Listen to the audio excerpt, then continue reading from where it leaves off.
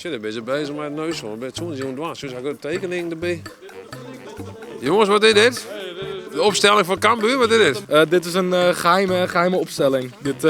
Dit is hoe wij kampioen kunnen worden. Wie staat er in de spits?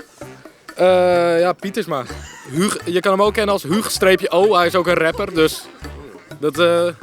Huug O. Pietersma. Oh, ja, Hugo Pietersma. Je kunt feitelijk nu ook jezelf interviewen. Hè? Als je nu de vraag stelt, dan wachten we even en dan krijg je hem terug straks in de vertraging. Moet ik nu antwoorden op mezelf? Of... Je gaat nu een vraag stellen.